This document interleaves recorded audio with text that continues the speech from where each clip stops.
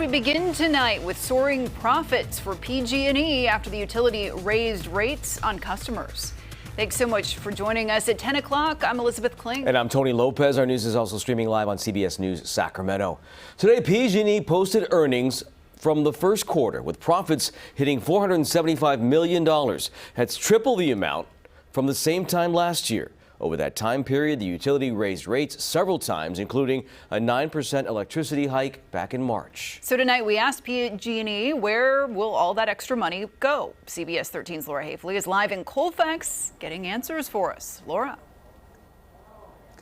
Well, during the river fire this past summer, the town of Colfax was completely emptied out. Now, customers are asking PG&E to put their money where their mouth is, build underground power lines, and do it fast.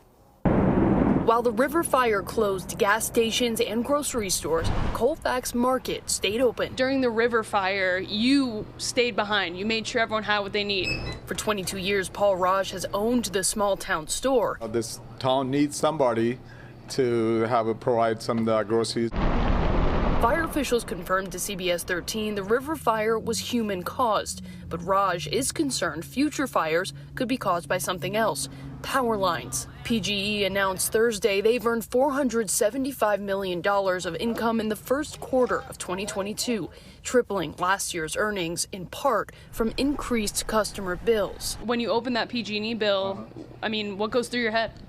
Well, this is not right. Raj's bill went up $200 a month. It's really tough to keep up with all this nowadays. Hoping the extra money is at least put to good use. They need to speed up their service. So where will that money go? PG&E wouldn't answer specifically, directing us to a recorded earnings meeting with PG&E's CEO, Patty Poppe. We actually have a new saying around here. How do you rebuild PG&E? From the underground up, and we are on our way. We listened to the meeting in full. PG&E promised to push towards underground power lines, but didn't say if the added earnings would be used for that project specifically. 2022 is an important and exciting year for us to learn from our experience in the field on undergrounding our lines. Colfax evacuees have seen PG&E trucks working on burying lines. Concerned the process is taking too long. We would like to see some extra help from them in the times that we're not burning.